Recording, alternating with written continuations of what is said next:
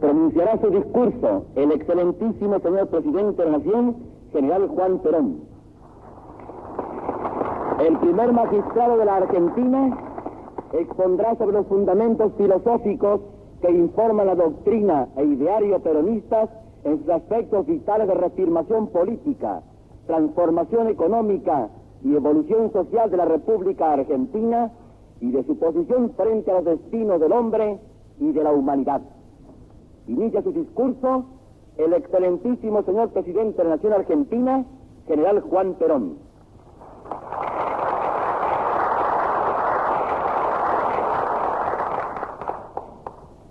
Señores congresales, excelentísimo señor vicepresidente de la Nación, señores ministros nacionales y provinciales,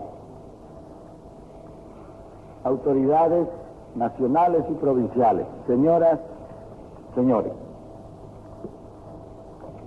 Deseo, señores congresales, que al pisar esta tierra os hayáis sentido un poco argentinos y con ellos nos habréis hecho un gran honor brindándonos una inmensa satisfacción. Para el corazón argentino, en nuestra tierra nadie es extranjero, si viene animado del deseo de sentirse hermano nuestro. Ese corazón y esa hermandad es lo que os ofrecemos como más sincero y como más precioso. Que os sintáis en vuestra casa será nuestro orgullo. En ella nadie os preguntará quién sois y os ofrecerá con el pan y la sal de la amistad esta heredad de nuestros mayores que queremos honrar como la honraron ellos.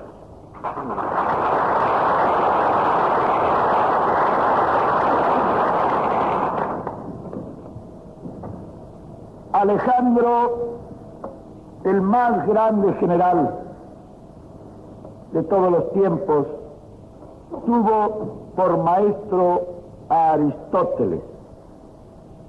Siempre he pensado que mi oficio algo tenía que ver con la filosofía. El destino me ha convertido en hombre público y en este nuevo oficio agradezco cuanto me ha sido posible incursionar en el campo de la filosofía.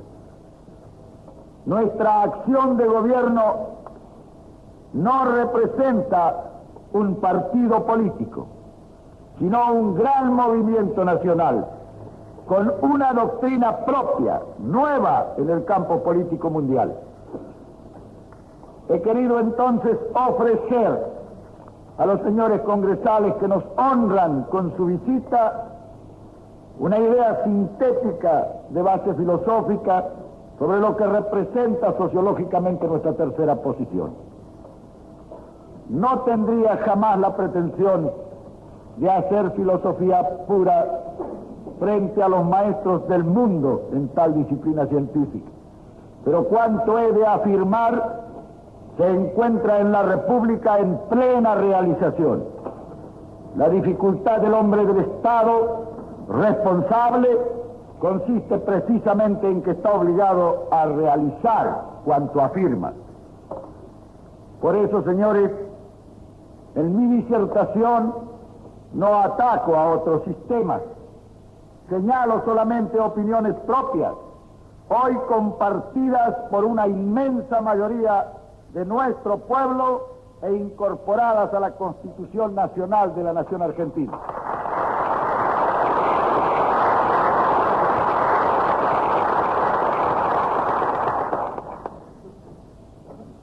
El movimiento nacional argentino que llamamos justicialismo en su concepción integral tiene una doctrina nacional que encarna los grandes principios teóricos de que os hablaré enseguida y constituye a la vez la escala de realizaciones hoy ya felizmente cumplidas en la comunidad argentina.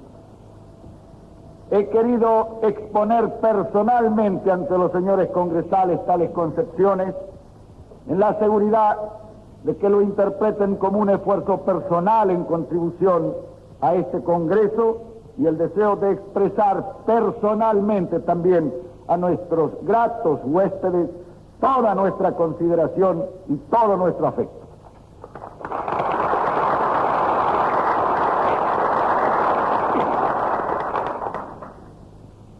Como sería largo exponer aquí una serie de asuntos, por otra parte, harto conocidos por los señores que me escuchan, yo solo limitaré esta exposición a las conclusiones que en el orden estatal tienen los estudios que preceden a cuanto expondré. Comenzando así por el primer capítulo, para contestar al interrogante de los tiempos presentes.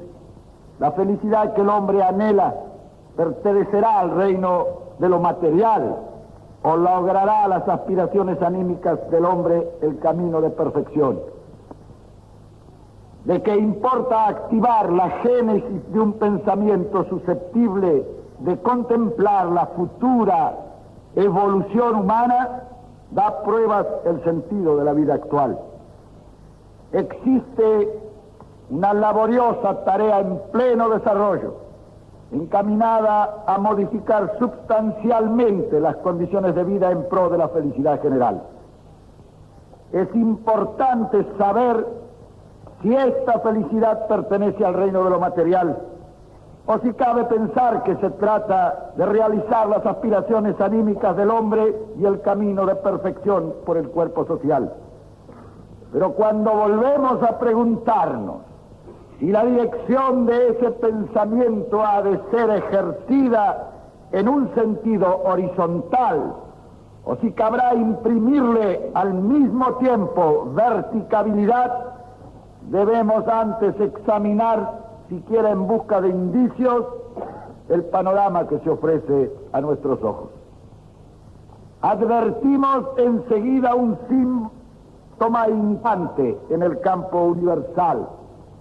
Voces de alerta señalan con frecuencia el peligro de que el progreso técnico no haya seguido por un proporcional adelanto en la educación de los pueblos.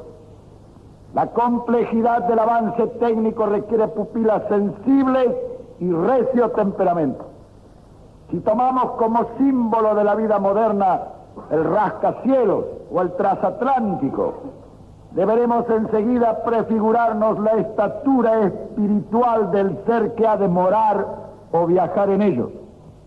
Ante esta cuestión no caben retóricas de fuga, porque lo que en ella se ventila es ni más ni menos la escala de magnitudes con arreglo a la cual debe el hombre rectificar adecuadamente su propia proporción ante el bullicio creciente de los circundantes. La vida que se acumula en las grandes ciudades nos ofrece con desoladora frecuencia el espectáculo de ese peligro al que unos cerebros despiertos han dado el terrorífico nombre de insectificación. Es cierto que lo físico no mengua ni aumenta la proporción íntima, porque esta consiste justamente en la estimación de sí mismo que el hombre posee. Pero puede suceder que en ausencia de categorías morales acontezca en su ánimo una progresiva pérdida de confianza y un progreso paulatino del sentimiento de inferioridad ante el gigante exterior. Frente a un complejo semejante, que en último término es un problema de cultura y de espíritu, son contados los medios de autodefensa. La civilización tiende a complicarse y no parece que por el camino del exterior pueda resolverse esta incógnita íntima. El materialismo intransigente contaba sin duda con el signo mecánico e implacable del progreso, sospechando que privado de su sombra cósmica el hombre acabaría por sentirse minúsculo y víctima de la monstruosa trepidación vital. Seguro de ello, proveyó a su individuo de un sustituto de la proporción espiritual, el resentimiento. Previamente había sustituido también las tendencias supremas por fuerzas inferiores, por esa gana que ayer integraba el cuerpo de una teoría sumamente interesante y que hoy, defraudada, desencantada, han convertido sus discípulos en la náusea. Náusea ante la moral, ante la herencia de la vida común, náusea ante las leyes y los progresos inexorables de la historia, náusea biológica. Es hasta cierto punto poco comprensible que hayamos pasado con tan peligrosa brevedad intelectual de la decepción del ser insectificado a esa náusea con que a espalda de sagradas leyes se pretende orientar la comprensión de la existencia colectiva. Lo sintomático de este modo de pensar está en que no es una abstracción, como tampoco lo era, pongo por ejemplo, el marxismo. Este operaba sobre un descontento social. La náusea, como entelequia, opera sobre el desencanto individual. En la angustia abstracta de Heidegger, en el terreno práctico, corresponde a una sociedad desmoralizada que ni siquiera busca una certidumbre para reclinar su cabeza.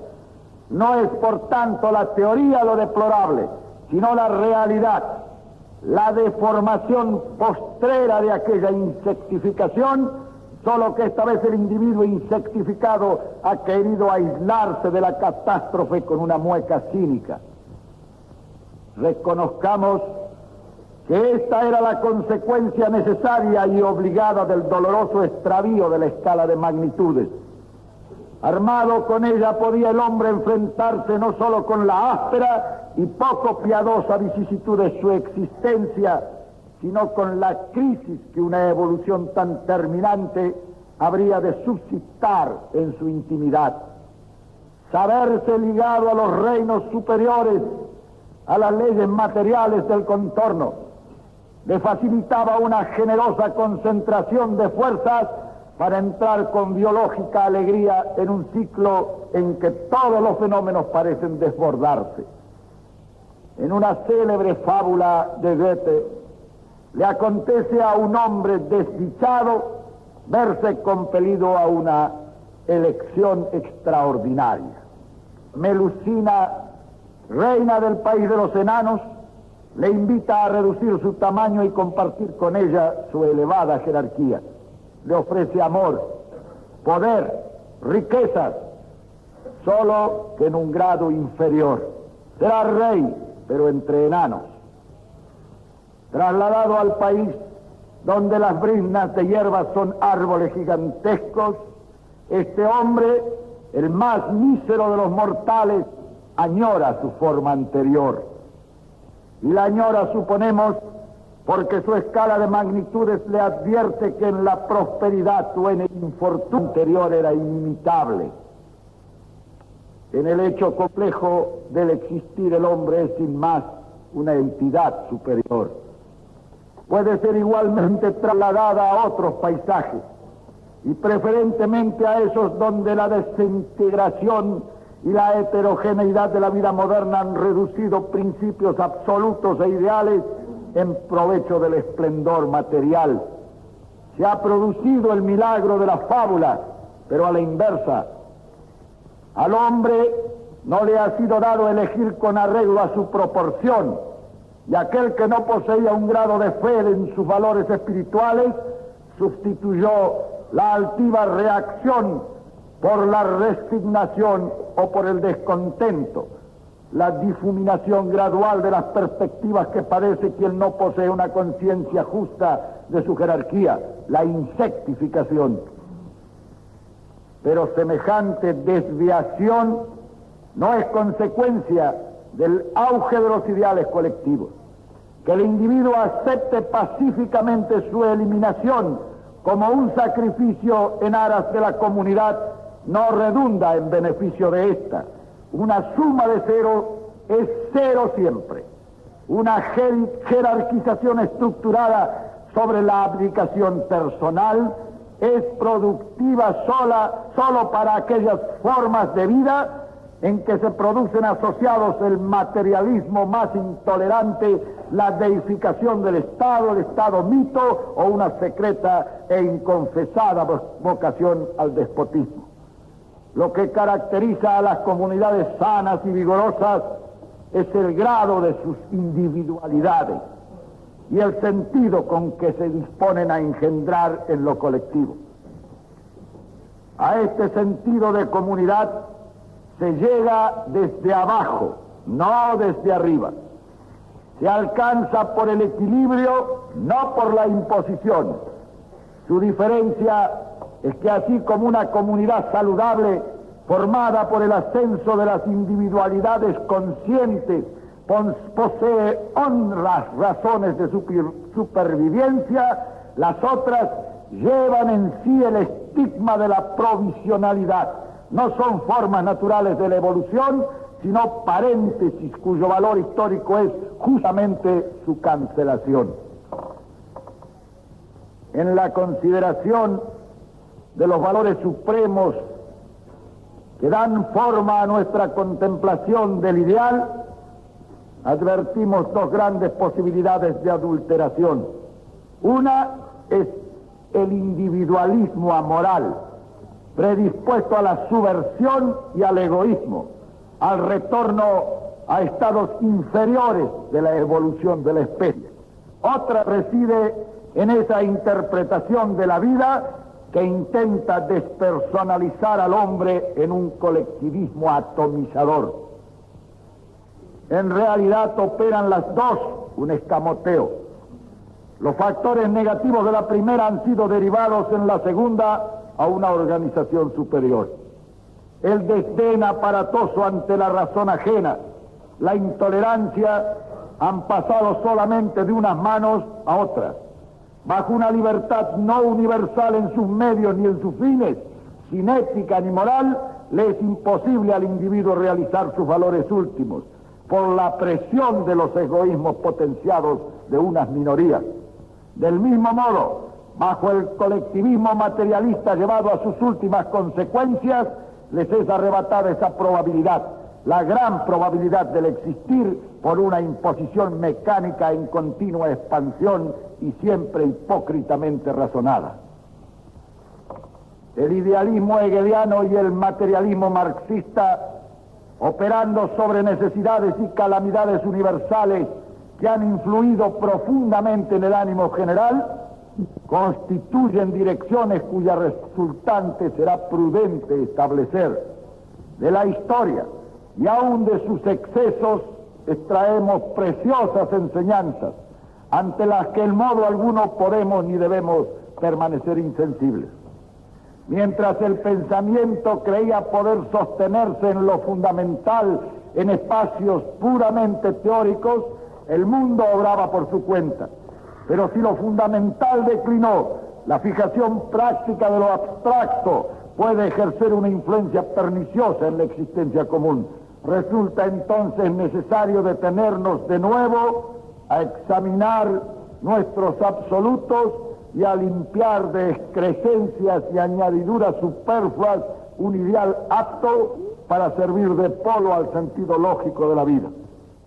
En esa labor se nos antoja primordial la recuperación de la escala de magnitudes. Esto es, devolver al hombre su proporción para que posea plena conciencia de que ante las formas tumultuosas del progreso sigue siendo portador de valores máximos, para que sea humanamente, es decir, sin ignorancia.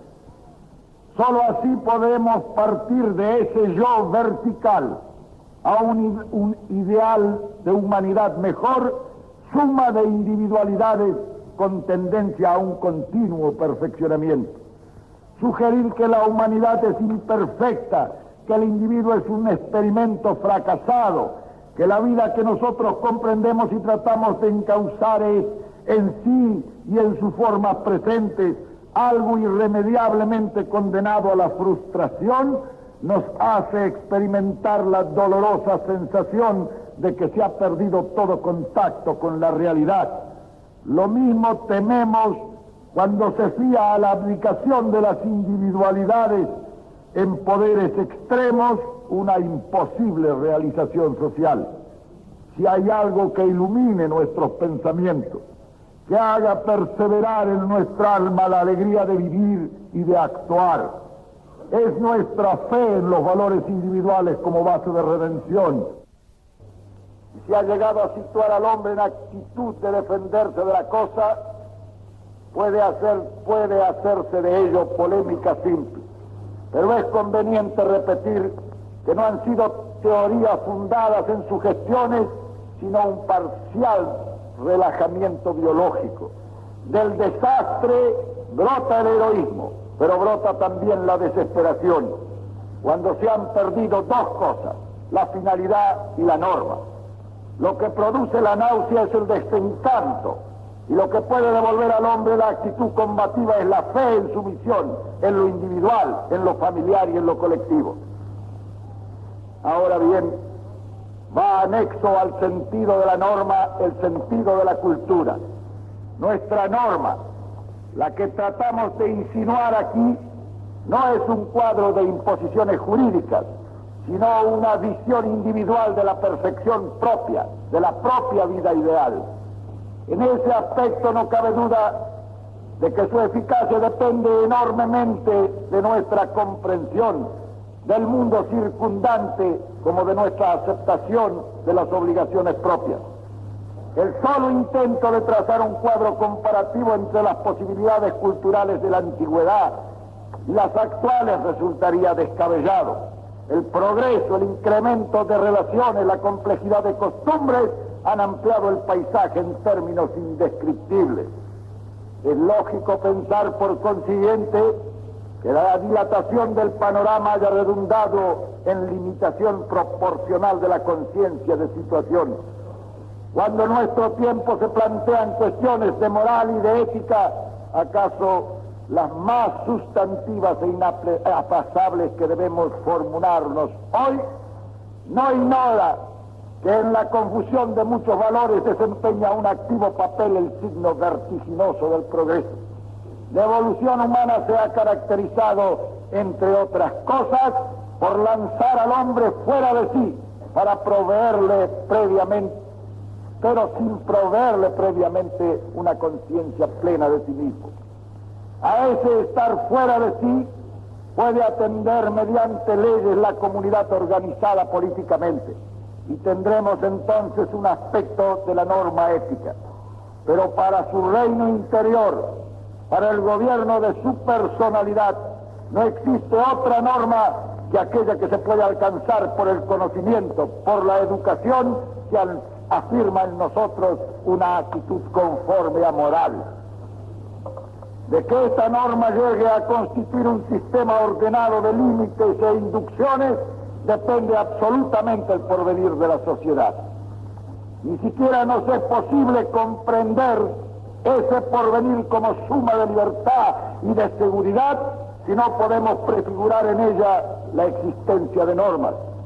Y no somos de los que pensamos que es preferible resolver quirúrgicamente el problema encomendando la libertad irresponsable al imperio vigilante de la ley.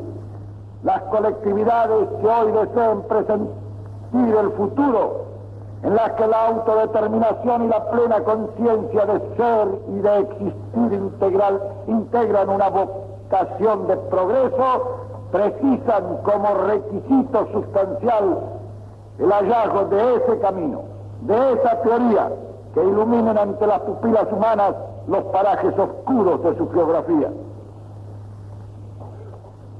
Así como en el examen que nos está permitido aparece la voluntad transfigurada en su posibilidad de libertad, aparece el nosotros en su ordinación suprema, la comunidad organizada.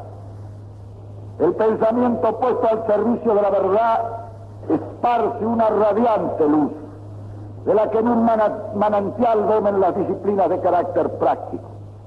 Pero por otra parte, nos es imposible comprender los motivos fundamentales de la evolución filosófica prescindiendo de sus circunstancias. Desde Platón a Hegel, la civilización ha consumado su azarosa marcha por todos los caminos.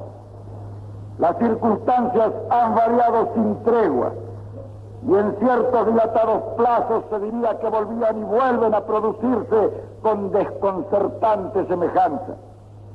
La sustitución de las viejas formas de vida por otras nuevas son factores sustanciales de las mutaciones, pero debemos preguntarnos si en el fondo la tendencia, el objetivo último no seguirán siendo los mismos, al menos en aquello que constituye nuestro objeto necesario, el hombre y su verdad. Cuando advertimos en Platón el estado ideal, un estado abstracto, comprendemos que su mundo, en relación con el nuestro y en su apariencia política, era infinitamente apto para una abstracción semejante. Las ideas puras y los absolutos podían fijarse en el panorama, aprehender y configurar cuando menos en su eficacia intelectual.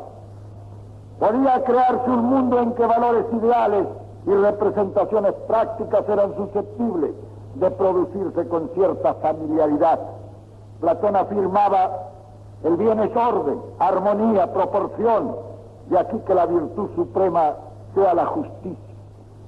En tal virtud advertimos la primera norma de la antigüedad convertida en disciplina política.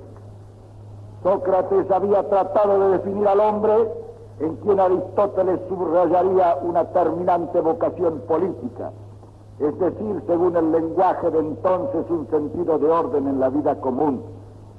La idea platoniana de que el hombre y la colectividad a que pertenece se hallan en una integración recíproca irresistible se nos antoja fundamental. La ciudad griega, llevada en sus esencias al imperio por Roma, contenía en fenómenos de larvación todos los caminos evolutivos. Cuando los hechos se producían en fases simples y en estadios relativamente reducidos, era factible representarse la sociedad política como un cuerpo humano, regido por las leyes inalterables de la armonía. Corazón, aparato digestivo, músculos, voluntad, cerebro, son en el símil de Platón órganos felizmente trasladados por sus funciones y sus fines a la biología colectiva. Un estado de justicia en donde cada clase ejercite sus funciones en ejercicio del todo, se aplique a su virtud especial, sea educada de conformidad con su destino y sirva a la armonía del todo.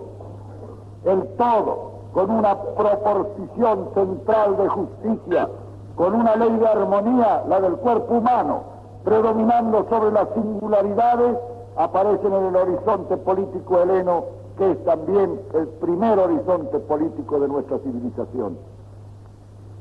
Todavía, en el crepúsculo de la mitología pagana, no aparecen claros los últimos fines del hombre.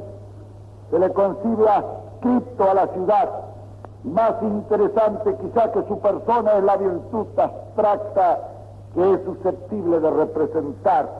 No existe, por cierto, un ideal de humanidad, aún para la clara visión de los filósofos. El Cefiso y el Eurotas no son únicamente límites geográficos y militares, sino también intelectuales. Al otro lado del Ponto existe la barbarie y las sombras que Alejandro rasgará años después. El sol es un globo de fuego un poco mayor que el Peloponeso. La certera inteligencia de Aristóteles, que proporcionará el método cuando los espacios nos hayan revelado una gran parte de sus misterios, se desenvuelve también en esa concepción de la jerarquía humana. Hay hombres libres y esclavos, y no parece que todos se rijan por leyes idénticas. Hay mundos en luz y mundos en sombra. Nada de particular tiene que en tal situación la ciudad, objetivada y armónica, predomine con carácter irreductible sobre las desigualdades humanas, que son desigualdades sin vocación reivindicativa. Ello nos permitirá observar que cuando al hombre se le priva de su rango supremo o desconoce sus altos fines, el sacrificio se realiza siempre en beneficio de entidades superiores petrificadas. El hombre es un ser ordenado para la convivencia social, leemos en Aristóteles. El bien supremo no se realiza por consiguiente en la vida individual humana, sino en el organismo superindividual del Estado. La ética culmina en la política. Los pensamientos citados definen con carácter suficiente la fisonomía del mundo helénico, y es preciso tener en cuenta que eran filósofos, y filósofos idealistas los que la habían trazado. Sócrates intuyó la inmortalidad, pero sobre ella no pudo fundar un sistema. Platón y Aristóteles debían encargarse de situar a ese hombre que divisaba con angustiada preocupación el problema último ante la vida en común. Nacía el Estado, aunque la comunidad cuya vida trataba de organizar adolecía de una insuficiente relación de la trascendencia de los valores individuales. La idea griega necesitaba, para ser completada, una nueva completación de la unidad humana desde un punto de vista más elevado. Estaba reservada al cristianismo esa aportación. El Estado griego alcanzó en Roma su cúspide. La ciudad hecha imperio, convertida en mundo, transfigurada en forma de civilización, pudo cumplir históricamente todas las premisas filosóficas. Se basaba en el principio de clases, en el servicio de un todo, y lógicamente en la indiferencia o el desconocimiento helénico de las razones últimas del individuo. Una fuerza que clavase en la plaza pública como una lanza de bronce las máximas de que no existe la desigualdad innata entre los seres humanos, que la esclavitud es una institución oprobiosa y que emancipase a la mujer, una fuerza capaz de atribuir al hombre la posesión de un alma sujeta al cumplimiento de fines específicos superiores a la vida material, que estaba llamada a revolucionar la existencia en la humanidad. El cristianismo, que constituyó la primera gran revolución, la primera liberación humana, podrá rectificar felizmente las concepciones griegas, pero esa rectificación se parecía mejor a una aportación. Enriqueció la personalidad del hombre e hizo de la libertad teórica y limitada hasta entonces una posibilidad universal. En evolución ordenada, el pensamiento cristiano, que perfeccionó la visión genial de los griegos, podría más tarde apoyar sus empresas filosóficas en el método de estos y aceptar como propias muchas de sus disciplinas. Lo que le faltó a Grecia para la definición perfecta de la humanidad y del Estado fue precisamente lo aportado por el cristianismo. Su hombre vertical, eterno, imagen de Dios. De él se pasa ya a la familia, al hogar. Su unidad se convierte en plasma que a través de los municipios integrará los estados y sobre la que descansarán las modernas colectividades. Roma no era la Grecia cerrada, atenta solo al fenómeno exterior de la barbarie persa. Ha integrado en su existencia la de otros pueblos de costumbres, pensamientos y creencias distintas. Las necesidades de su comunidad no fueron muy superiores también. Le fue sumamente difícil proporcionarse una idea abstracta sobre la concepción del Estado, porque éste se había tornado proporcionalmente complejo. Su historia es un continuo proceso de crecimiento y asimilación que cuando alcanza la cúspide se irrumpe por la violencia. Lega al mundo sus instituciones, su gloria, su civilización. Antes del ocaso añade a esta herencia colosal la conformidad de la dignidad humana. La libertad expropiable por la fuerza, antes de saberse el hombre poseedor de un alma libre e inmortal, no será nunca más susceptible de completa extinción. Los tiranos podrán reducirla o apagarla momentáneamente, pero nunca más se podrá prescindir de ella. Será en el hombre una conciencia de la relación profunda de su espíritu con lo sobrehumano. Lo que fue privilegio de la República servida por los esclavos será más adelante un carácter para la humanidad poseedora de una feliz revelación. Al sobrevenir la crisis, la civilización conoció siglos amargos. El derrumbamiento del imperio, sin parangón en la historia, devuelve al mundo a la oscuridad. Pero esta habría sido espantosa si el crepúsculo rumano no hubiese prendido en la noche siguiente la llamarada inextinguible de aquella revelación, lo que permitirá que el hilo de oro del pensamiento continúe a través del abismo y de las hogueras y sangres. Es el milagro magnífico que el puente de las ideas religiosas no sucumbiese al chocar el hierro de los bárbaros con el agrietado mármol de Roma.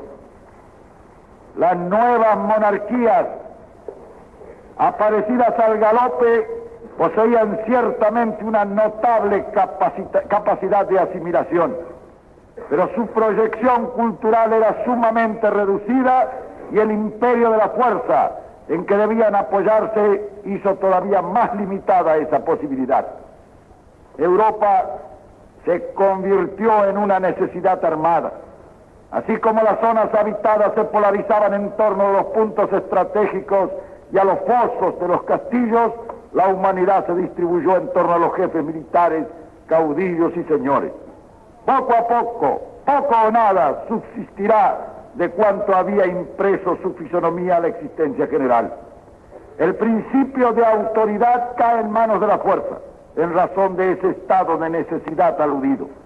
Los mismos reyes ven menguar sus atribuciones y privilegios a medida que se ven obligados a recurrir al poder de sus ricos señores o a solicitar su alianza para sus empresas militares. El saber se refugia junto a los altares. En las abadías y en los conventos se conserva inextinguible la llama que más tarde volverá a iluminar al mundo. Y lo que preserva de la gigantesca crisis el acervo de los valores espirituales humanos es con precisión un sentido místico, la dirección vertical hacia las alturas que unos hombres de fe habían atraído a todas las cosas, empezando por la naturaleza humana. La Edad Media es de Dios, se ha dicho, y en este hecho, en este paciente y laborioso mantenerse al margen de las tinieblas, debemos ver la lenta y difícil gestación del Renacimiento. Fue una edad caracterizada por una violencia desmedida. Fue una edad en la que no es posible hallar las formas del Estado ni contemplar al hombre. Gracias solo al hecho de acentuar sus desgracias y aún su brutalidad a veces sobre fines e ideales remotos, pudo resultar factible la evolución resolutiva. En el individuo no es fácil diferenciar la conciencia de su proporción en el ideal religioso de cuanto fue simplemente ignorancia o superstición. La edad tuvo santos y demonios, pero en su desolación, en su pobreza, con el horizonte teñido siempre por los resplandores de los incendios, no le quedaba al hombre otro escape que poner sus ojos y su esperanza en mundos superiores y lejanos. La fe se vio fortalecida por la desgracia. El Renacimiento halló diseminados los restos de una cultura y trató de reconstruir con ellos un nuevo clasicismo. Sobre las ruinas de los castillos feudales edificaron su trono las nuevas monarquías. A la idea de aventura sucedió la empresa. Cuando los primeros consejos acuden al servicio del rey con pendón al frente y se distinguen en las batallas, se consuma en la práctica el final de un largo periodo histórico. El Estado tardará todavía en sobrevenir, pero en torno a los monarcas, depositarios de un mandato ideal, representantes de lo que siglos después será el concepto de nacionalidad, empieza a gestarse la vida de los pueblos modernos. Los nobles ingleses arrancarán a Juan sin tierra la Carta Magna, los castellanos harán jurar al trono en Santa Gadea y los araganeses arrancarán a su rey los usajes demostrativos de que la constitución del Estado está en trance de ensayarse. Habrá cámaras rudimentarias al principio y los estamentos harán oír en los consejos la voz de los gremios y de los municipios. Esta evolución se produce bajo un signo idealista, cualquiera sea su realización práctica o su signo político, y en la elevada temperatura de la fe popular. El hombre tenía fe en sí, en sus destinos, y una fe inmarcesible en su subordinación a lo providencial. Tal fe justifica en parte las titánicas andanzas de la época. Era necesario para lanzarse a las sombras atlánticas y sacar las Américas a la luz del sol romano, para detener la invasión tártara en las puertas de Europa y para levantar un mundo nuevo de la desolación. Lo conquistado y descubierto en esa edad constituye un himno sonoro a la vocación por el ideal. Pero es importante no perder de vista que, prescindiendo del rigor práctico de la organización política, el clima intelectual de la época conservó el acento sobre los valores supremos del individuo. Cuando la escuela tomista nos dice que el fin del Estado es la educación del hombre para una vida virtuosa, presentimos la enorme importancia que tuvo ese puente tendido sobre las sombras de la Edad Media. Ese hombre a cuyo servicio, el de su perfeccionamiento, estaba dedicado el Estado, no era, por cierto, el germen de un individualismo anárquico. Para que degenerase había que trasladar el acento de sus valores espirituales a los materiales. El hombre era solo algo que debía perfeccionarse para Dios y para la comunidad. La virtud a que Santo Tomás se refería no será enteramente indiferente a la virtud griega, el patrón de valores ideales para la realización de la vida propia. Frente al humanismo, la inteligencia humana intenta divisar nuevos caminos y orientaciones. Maquiavelo cubrirá la vida con el imperativo político y sacrificará al poder real o a las necesidades del mando cualquiera otra ley, principio o valor. Grocio llamará al Estado a erigirse en administrador supremo de la felicidad del hombre y abrirá nuevos cauces al principio de autoridad. Los pueblos han vivido décadas y siglos intensos, han proyectado sus fuerzas hacia los espacios desconocidos, se han desdoblado, difundido en mundos nuevos, en empresas fantásticas y costosas. Para que esto fuese posible se precisaba un poder enorme en los recursos espirituales. El apogeo de los absolutos iba a despertar como consecuencia necesaria el desprecio a los absolutos. La intensa espiritualidad de la obra gestada, por reacción, el desencanto y el materialismo que iban a producirse después. En la evolución, por primera vez acaso, se derivaría de un extremo a otro, de un polo al opuesto, y el objetivo a suprimir era inevitablemente la temperatura ideal. Hobbes predica el absolutismo del Estado en la corriente armada de la época, pero predica ya un hombre desalentado. La unidad social no parece imaginada por él como el indestructible depósito de valores, sino como víctima. Fue el primero en definir al Estado como un contrato entre los individuos, pero importa observar que esos individuos eran lobos entre sí, eran seres desprovistos de virtud y seguramente de esperanzas supremas. La larga cabalgata les había rendido. En la crisis de las monarquías absolutas vierte su mordacidad el genio de Voltaire. Ciertamente no necesitaba ya la sociedad su corrosivo para fragmentarse bajo el trono. Montesquieu advirtió a la monarquía que sería heredada en la República, y Rousseau coronó el pórtico naciente de la época. se caracterizó por el cambio radical del acento, acentuó sobre lo material, y esto se produjo indistintamente. Lo mismo si el sujeto del pensamiento era el individuo, en cuyo caso se insinuaba la democracia liberal, que si era la comunidad, en cuyo caso se avistaba el marxismo. Es muy posible que las edades media y modernas hayan verificado su elección con un exclusivismo parcial en beneficio del espíritu.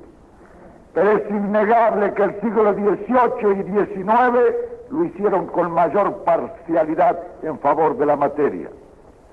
El estado de la cultura en esos siglos pudo prever las consecuencias, pero debemos estimar necesario en toda evolución lo mismo lo que nos parece dudoso que lo acertado. Rousseau cree en el individuo, hace de él una capacidad de virtud, lo integra en una comunidad y suma su poder en el poder de todos por organizar por voluntad general la existencia de las naciones. Pero Kant, para Kant, lo vital en lo político era el principio de libertad como hombre, de dependencia como súbditos y de igualdad como ciudadanos. Rousseau llamará pueblo al conjunto de hombres que mediante la conciencia de su condición de ciudadanos y mediante las obligaciones derivadas de esta conciencia y provisto de las virtudes del verdadero ciudadano, acepten congregarse en una comunidad para cumplir sus fines. La Revolución Francesa fue un estruendoso prólogo al libro entonces en blanco de la evolución contemporánea. Hallamos en Rousseau una evocación constructiva de la comunidad y la identificación del individuo en su seno como base de una nueva estructuración democrática. Esta concepción servirá de punto de partida para la interpretación práctica de los ideales de las nuevas democracias. Pero resulta hasta cierto punto conveniente examinar si en la concepción originaria no se produjo por la dinámica misma de la reacción la supresión necesaria de toda escala de valores. Podemos preguntarnos, por ejemplo, si fue decididamente imprescindible para derribar el poder absoluto a la voluntad del ciudadano cegar antes en este toda posibilidad espiritual. En segundo lugar, es preciso tener en cuenta el largo paréntesis que el imperio abrió entre el prólogo y la continuación del libro de la evolución política. No tratarán de fijar sus absolutos en la jerarquía del hombre, en sus valores ni en sus posibilidades de virtud. Lo fijarán en el Estado o en organizaciones de un característico materialismo.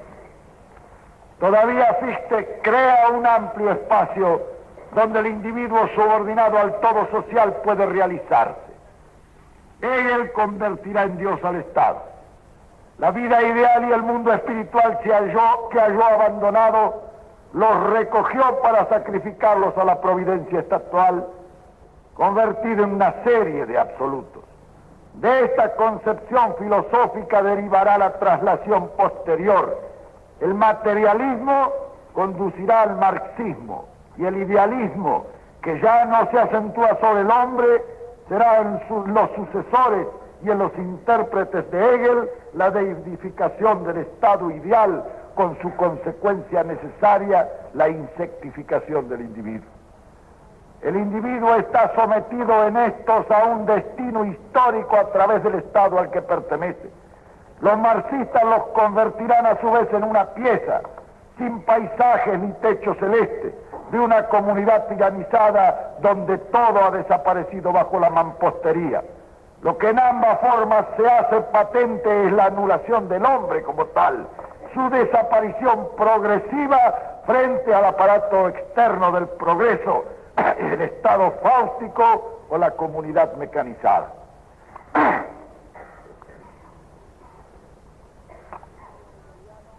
El individuo hegeliano, que cree poseer fines propios, vive en estado de ilusión, pues solo sirve a los fines del Estado.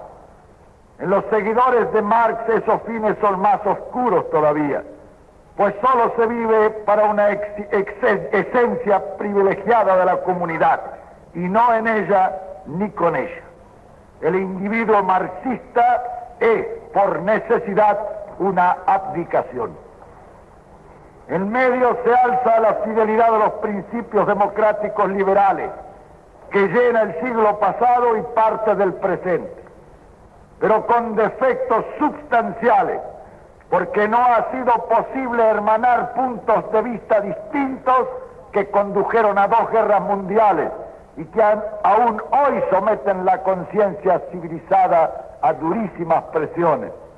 El problema del pensamiento democrático futuro está en resolvernos a dar cabida en su paisaje a la comunidad, sin distraer la atención de los valores supremos del individuo, acentuando sobre sus esencias espirituales, pero con las esperanzas puestas en el bien común.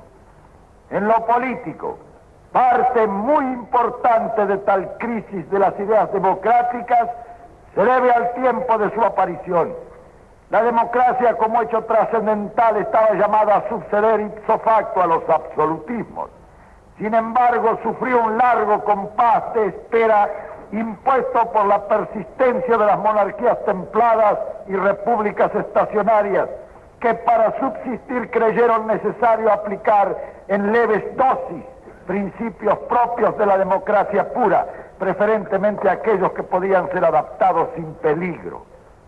Tal operación dulcificó la evolución, pero sustrajo partes muy importantes de personalidad al nuevo orden de ideas, que a su advenimiento pleno halló, frente a colosales enemigos, muy disminuida su novedad. Sucedió así que los pueblos que pudieron establecerla en su momento han alcanzado con ella los mismos caminos de perfección necesarias, y los que no lo consiguieron han optado por el empleo de sustitutos, los extremismos, con tal de hacer efectivo por cualquier vía el carácter trascendental.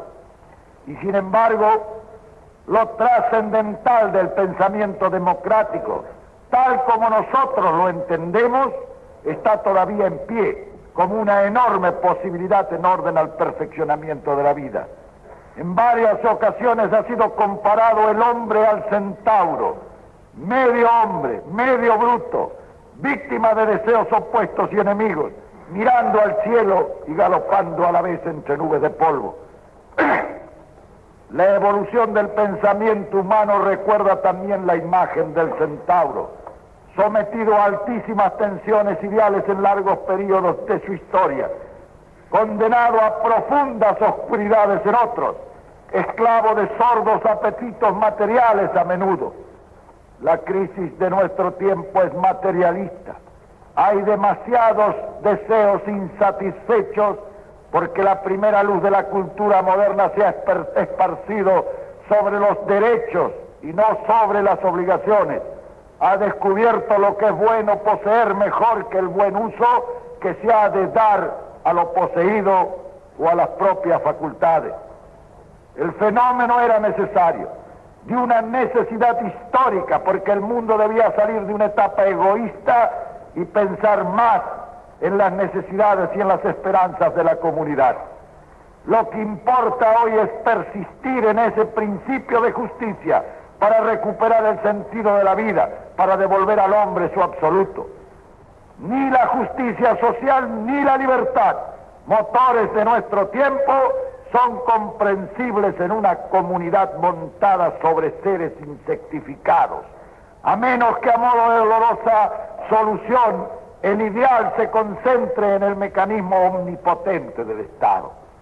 Nuestra comunidad, a la que debemos aspirar, es aquella donde la libertad y la responsabilidad son causa y efecto, en que exista una alegría de ser fundada en la persuasión de la dignidad propia, una comunidad donde el individuo tenga realmente algo que ofrecer al bien general, algo que integrar, y no solo su presencia muda y temerosa. En cierto modo, siguiendo el símil, equivale a liberar al centauro restableciendo el equilibrio entre sus dos tendencias naturales. Si hubo épocas de exclusiva acentuación ideal y otras de acentuación material, la nuestra debe realizar sus ambiciosos fines nobles por la armonía. No podremos restablecer una edad centauro solo sobre el músculo bestial, ni sobre su solo cerebro, sino una edad suma de valores por la armonía de aquellas fuerzas simplemente físicas y aquellas que obran el milagro de que los cielos nos resulten familiares. Los monjes de la Edad Media borraron el contenido de los libros paganos para cubrirlos con los salmos. La edad contemporánea trató de borrar los salmos, pero no añadió nada más que la promesa de una vaga libertad a la sed de verdades del hombre. En 1500 la humanidad concentró sus dispersas energías para empresas gigantescas y nos dio nuevos mundos y formas de civilización. En 1800 reprodujo el intento y creó febrilmente, generosamente una época. ¿No será el nuestro acaso el momento de hacer acopios de las energías humanas para conformar el período supremo de la evolución? Cuando pensamos en el hombre, en su yo y en el nosotros, aparece claro ante nuestra vista que nuestra elección debe ser objeto de profundas meditaciones. La sociedad tendrá que ser una armonía en la que no se produzca disonancia ninguna, ni predominio de la materia, ni estado de fantasía. En esa armonía que preside la norma, puede hablarse de un colectivismo logrado por la superación, por la cultura, por el equilibrio. En tal régimen no es la libertad una palabra vacía, porque viene determinada su incondición por la suma de libertades y por el estado ético y la moral. La justicia no es un término insinuador de violencias, sino una persuasión general. Y existe entonces un régimen de alegría, porque donde lo democrático puede robustecerse en la comprensión universal de la libertad y el bien generales, es donde con precisión puede el individuo realizarse a sí mismo y hallar de un modo pleno su euforia espiritual y la justificación de su existencia.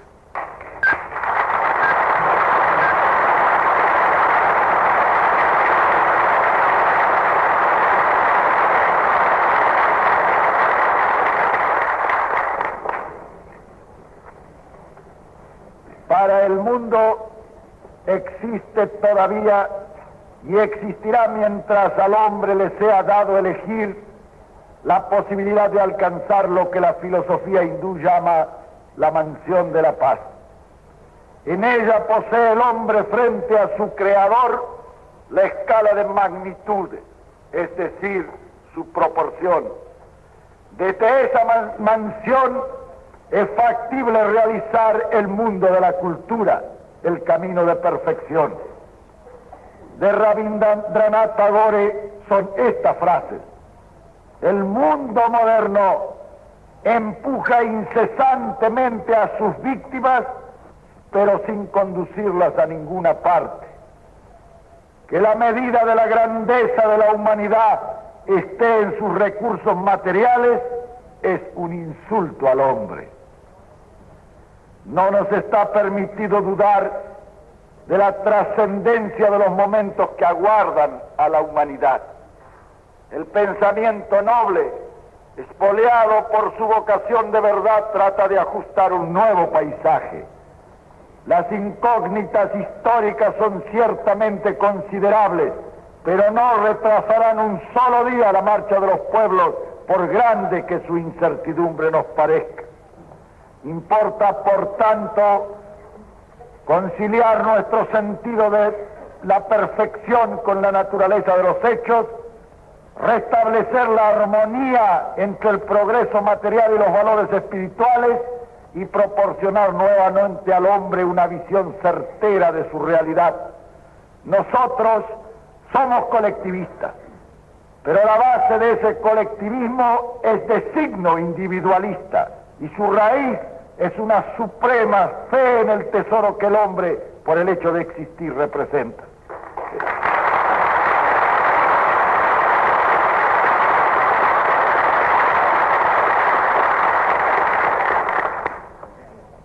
En esta fase de la evolución, lo colectivo, el nosotros, está cegando en sus fuentes al individualismo egoísta. Es justo que tratemos de resolver si ha de acentuarse la vida de la comunidad sobre la materia solamente, o si será prudente que impere la libertad del individuo solo, ciega para los intereses y las necesidades comunes, provista de una irrefrenable ambición material también. No creemos que ninguna de esas formas posea condiciones de redención. Están ausentes de ellas el milagro del amor, el estímulo de la esperanza y la perfección de la justicia. Son atentatorios por igual el desmedido derecho de uno o la masiva impersonalidad de todos a la razonable y elevada idea del hombre y de la humanidad. En los cataclismos, la pupila del hombre ha vuelto a ver a Dios y de reflejo ha vuelto a divisarse a sí mismo. No debemos predicar y realizar un evangelio de justicia y de progreso. Es preciso que fundemos su verificación en la superación individual como premisa de la superación colectiva. Los rencores y los odios que hoy soplan en el mundo, desatados entre los pueblos y entre los hermanos, son el resultado lógico, no de un itinerario cósmico de carácter fatal, sino de una larga prédica contra el amor. Ese amor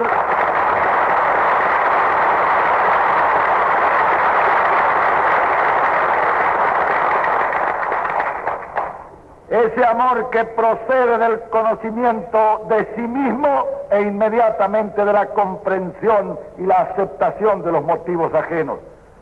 Lo que nuestra filosofía intenta restablecer al emplear el término armonía es cabalmente el sentido de plenitud de la existencia.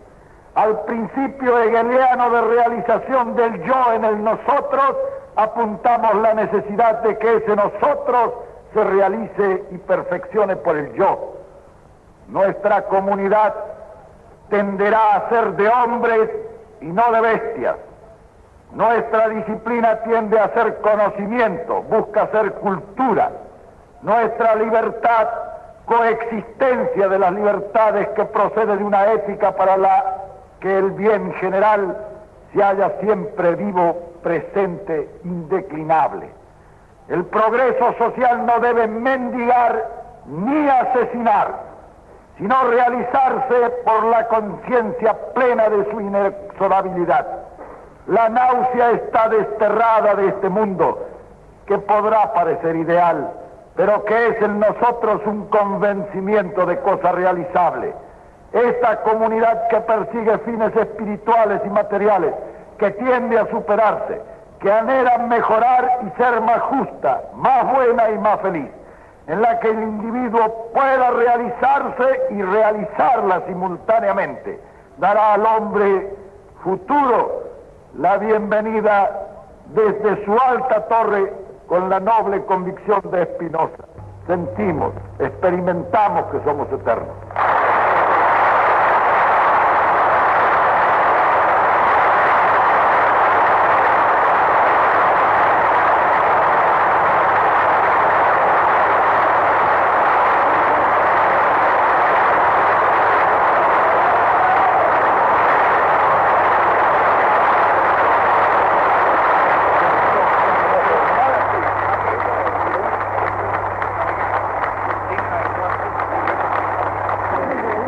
Escuchado la palabra del excelentísimo señor presidente de la Nación Argentina, general Juan Perón. El discurso del primer magistrado pone punto a las deliberaciones del primer Congreso Nacional de Filosofía, realizado en la ciudad de Mendoza y organizado por la Universidad Nacional de Cuyo, con el auspicio del Superior Gobierno de la Nación. El jefe de Estado, acompañado por señora esposa doña María Eva Duarte de Perón, los integrantes de la comitiva oficial, de su excelencia el señor gobernador de la provincia de Mendoza y demás autoridades nacionales y provinciales, se dirigirá hacia el palco ubicado en el centro de la Plaza Independencia para recibir el saludo del pueblo de Mendoza y juramento de fidelidad a la patria y a la Constitución Nacional. Ha finalizado esta transmisión, realizada directamente desde la sala del Teatro Independencia en la ciudad de Mendoza, por LRA y LRA1 Radio del Estado, Buenos Aires, República Argentina, juntamente con todas las estaciones que integran la red argentina de radiodifusión. Las emisoras proseguirán con sus respectivos programas.